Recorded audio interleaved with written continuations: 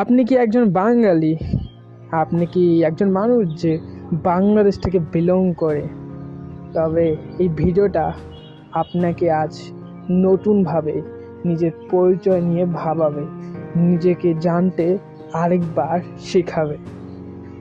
বাংলাদেশের মানুষ, হ্যাঁ, এই বাঙালি মানুষদের কথা বলছি, এই বিশ্বের মধ্যে মনে হয় সবচেয়ে সেরা মানুষ যারা ম্যানিপুলেশন হওয়ার শিকারগ্রস্ত হয়, তাদের লিস্ট বানানো হয় একটা জাতির। তবে বাঙালি সেই লিস্টে অবশ্যই থাকবে শীর্ষে। বাঙালি থাকবে, হ্যাঁ, বাঙালি এমন এক জাতি যে ম্যানিপুলেশন, সিডিউশন দ্বারা সবচেয়ে বেশি আসক্ত বা আকৃষ্ট হয়। এর কারণ অন্য কোনো কিছু না, এর কারণ স্থান ভিত্তিকই কারণ, এর কারণ ইমোশন।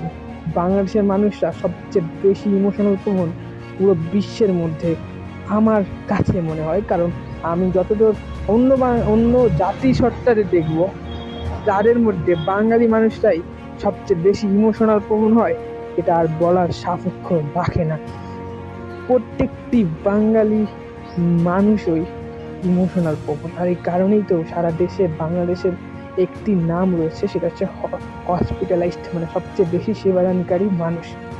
আর এটা যেমন একটু ভালো দিক তেমনই খারাপ, কারণ ইমোশনাল কারণে যে আমরা সবাই সবার সাথে একত্রটাও হয়ে আছি, আবার এই ইমোশনাল কারণে আমরা জীবনে উন্নতি করতে পারছি না, জীবনে নিজেদের জন্য কিছু একটা বানাতে পারছি। এই ইমোশন যেমন আপনাকে আরেকজনের সাথে একত্রিত করে, ঠিক এই ইমোশনই আপনাকে আপনার লক্ষ্য থেকে ততটা দূরে নিয়ে যায়। আমরা ইমোশনে আমরা মা বাবার স্বপ্ন পূরণ করতে যাই, যেখানে আমাদের পোটেনশিয়াল ছিল আমাদের স্বপ্নকে জয় করার। কেউ হইতে চাইছিল অ্যাস্ট্রোনমার, তো কেউ হয়ে গেল ডাক্তার তার বাবা মার কথার কারণে। It is not life. জীবন একটা, ইটস নট জীবন তুমি 10টা বাবা, জীবন একটাই। আর সেই জীবনকে তুমি যদি আরেকজনের স্বপ্ন পূরণে লাগিয়ে দাও, আরেকজনের লক্ষ্যর জন্য লাগিয়ে দাও, তো তুমি ঘাস কাটতেছ, তুমি আর কিছুই করতেছে না। হ্যাঁ, তুমি যেই হন না কেন, আপনি ঘাস কাটতেছেন, আপনি কিছুই করতেছেন না।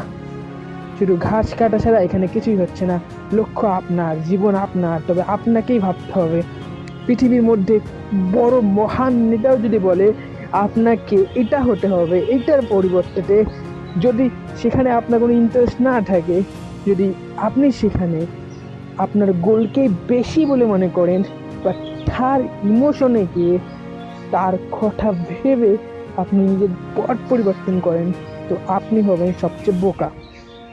তবে হ্যাঁ, এখানে সেলফ অ্যাওয়ারনেসও কাজ করে। যদি আপনি আপনার নিজের জীবন সচেতনতা না থাকে, আপনি যদি পৃথিবীকে ধ্বংস করার লক্ষ্যকে নিয়ে বড় হন, তো এটা আপনার ব্যর্থতা। সো হ্যাঁ, সেলফ অ্যাওয়ারনেস যদি আপনার হাই থাকে, যদি আপনি জানেন, আপনার নিজের সম্পর্কে ভালো করেই জানেন, এবং আপনার লক্ষ্য কোনো অকল্যাণকারী নয়, তাহলে পৃথিবীর 8 বিলিয়ন পিপলও যদি আপনার বিপক্ষে যায়, তো দেখার বিষয় না, জাস্ট ভুলে যান। We do not need any one.